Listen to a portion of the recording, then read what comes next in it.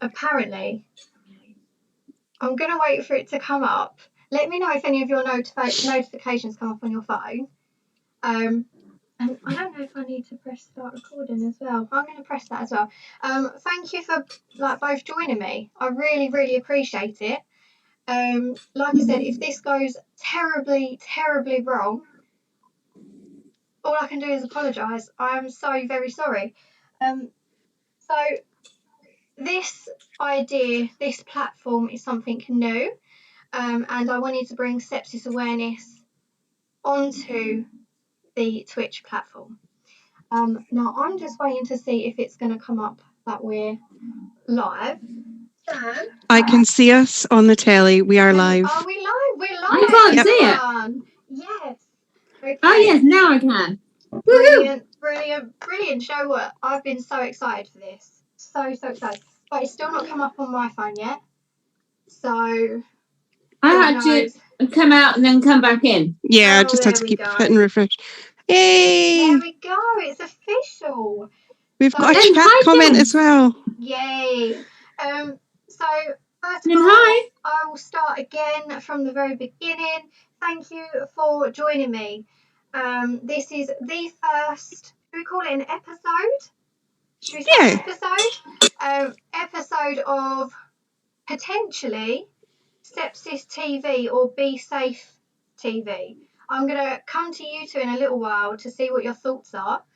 So for anyone that doesn't know me, my name is Jes Tuffield and I am the UK World Sepsis Day Global Ambassador. I'm the UK Sepsis Trust advocate and one of their leading volunteers. Two-time sepsis survivor myself and UK patient representative for deteriorating patients at Healthcare Conferences UK. And I usually host the Face of Sepsis interviews on Facebook, Instagram, and I have been joined by Kimberly Bradley and Laura Williams on them interviews. So I thought, who best to join me for the first episode here on Twitch? So Kimberly, Laura, would you like to both introduce yourselves, starting with Kimberly? Yes, I'm Kimberly Bradley. I had sepsis in April 2019, so it's nearly 2 years now. It has completely changed my life, and it wasn't something that I had ever heard of beforehand, and that is the main reason why I'm passionate about making sure that the awareness is out there. I know that if the paramedics who came in hadn't immediately looked at me and gone, she's got sepsis, and started me on the course of treatment, that things could have gone very differently. As it was very touch and go. And I just think that the earlier people seek treatment, I was always one for, I'll be fine. You go to bed, you have a cup of tea, you'll wake up, you'll feel miles better. And actually, that's not always the case. So just to make sure that people take note of what their bodies are trying to tell them, listen to the signs, but you need to know what the signs are first. Absolutely. And talking of signs and symptoms, everyone, in the bottom corner, you are going to see the UK Sepsis Trust website. Now, this website, this is a rolling banner. And as you can see, all of the key vital information that you need is on this banner. And that is why it is included here on this channel. And they support families that have lost loved ones, so they do bereavement. They also support sepsis survivors and now also COVID survivors. And that's a really key point to make, is the fact that this charity supports everyone. And they are absolutely amazing. And if you don't know what sepsis is, so sepsis is the body's overreaction to an infection. And it can be caused by absolutely anything. I'm talking a cut on your finger, a chest infection, the flu, and so much more. Now, we've also got Laura here with us today, and her story is very unusual. So Laura, would you like to introduce yourself now? So hi guys, my name's Laura. I trained as a podiatrist, and I graduated 6 years ago. So I actually knew the signs of infection, but for me, I am asymptomatic. So it means that for me, things have to get extremely serious before I have any signs and symptoms. So I had sepsis 2 years ago, February the 7th.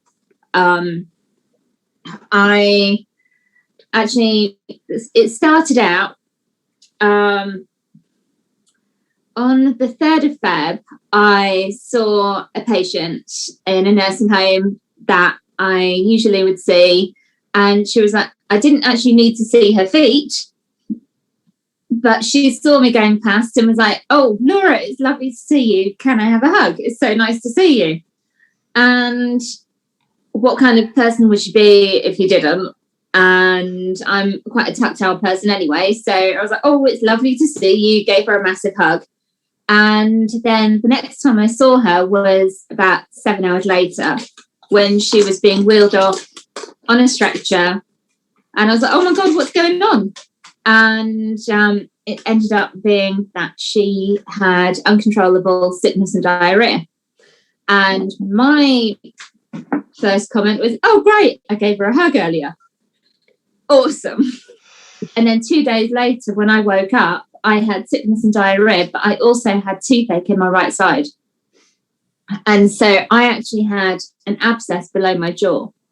And that abscess turned into sepsis. And it's something called Ledwig's angina. It's a really rare form of sepsis, to the point where the MaxFax team, when I saw them on the 7th, she actually said, the specialist said, I've only actually seen this in textbooks. Wow, extremely rare. Extremely rare. Yes. And my throat, and the one thing when it comes to Ledwig's angina is everything swells. Well, that happens with sepsis anyway. Everything just kind of balloons, but it specifically does that more in the area of infection. And so because the area of infection was here, I looked like, I looked like a hamster. I actually had no neck. And then when I actually had to have drains here to kind of get everything out, I looked like Frankenstein's monster crossed with a hamster. And I actually ended up in hospital for just 4 days. And that's because after 4 days, even though I was still really sick, my inflammatory markers were coming back negative. They were coming back normal. So I was on massive doses of oral antibiotics for 3 months. I don't remember much. What I do remember is basically, because I used to be the kind of person who was go, go, go, go, go, go, go. I actually have friends who used to say that I was like the Energizer Bunny on speed. I love that. Love that. And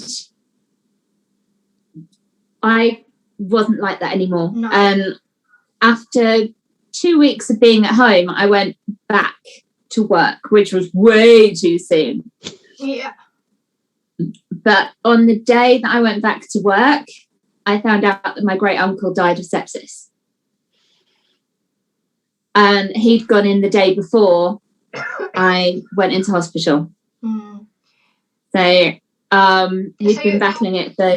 You're pretty passionate about sepsis awareness, just as Kimberly is. And what's really important to highlight is the fact that everyone's stories are so different. Everyone has caught or, developed sepsis through multitude of infections. And the one thing that is a huge misconception is people think that you can catch sepsis. And I have heard this on so many occasions, people saying, oh, I caught it. I caught sepsis. You didn't catch sepsis, you developed sepsis. Yeah. And, I think, I do apologize, I've got such a chesty cough. I think that by having people raise awareness, hopefully we can break that misconception. What's a misconception that you two have come across? One of you jump in whenever you're ready. Kimberly, do you want to go first?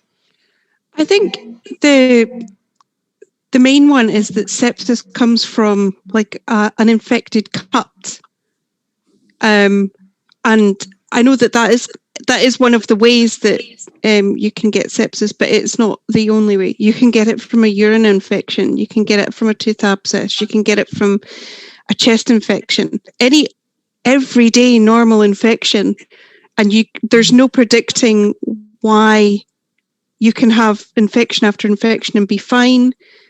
One day you'll have an infection and your body will just go berserk and will not handle it the way it should.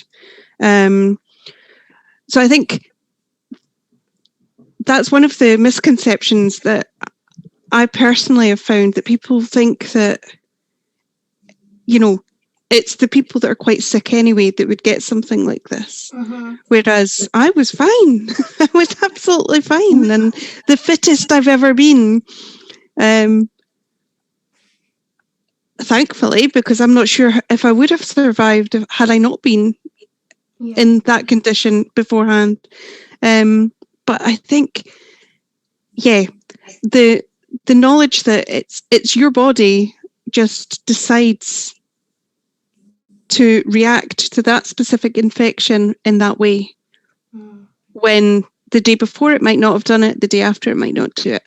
And the fear that can then bring, as a sepsis survivor, any infection starts the whole brain overthinking and worrying. Exactly. Because you can't control how your body is going to react. It isn't something that you can prevent, but you need to be aware so that you can take the action if your body does start to react in that way, that you take immediate action. There's nothing preventative you can do. Yeah, you saying that, I had an ear infection last year, and I don't even know how many times in the day I was taking my temperature, like doing all of this, because when you actually get sick, you get so paranoid. It's weird. It's like, okay, I was like, okay, I remember I was thinking my temperature's gone up to 38. I need to make sure that it doesn't go up to 38.2. But it was also at the point where it was about May time, and I was like, the only thing is I don't want to go into hospital with COVID. Yeah, absolutely. And with the whole anxiety side of it, I remember I think it was before COVID, it must have been before COVID, I hadn't been feeling too great at work, and for some reason I was constantly looking at my nails, and I don't know why, and I noticed that my nails were really purpley blue, like not normal, and instantly my brain just went, right, something's wrong. What's wrong? And I was on the phone to 111 saying, why am I feeling like this? My urine output, I wasn't going wee like properly. And I was sending pictures to my mum saying, look at my nails, this isn't normal. But I was fine. And when you've had an illness like sepsis, I do think we all know about PSS, and I'm going to talk about post-sepsis syndrome here on this channel, whether it's with guest speakers or whether it's just myself, is something that I really, really want to talk about, because as you guys have just mentioned, that anxiety, that kind of that your brain ticking, like something's going to happen, am I going to get sick again? I just think it's something that people need to talk about. And I'm just checking the chat. So I've got the chat open on my phone. And Carol has joined us. And she has said, I don't think the fear ever leaves. No.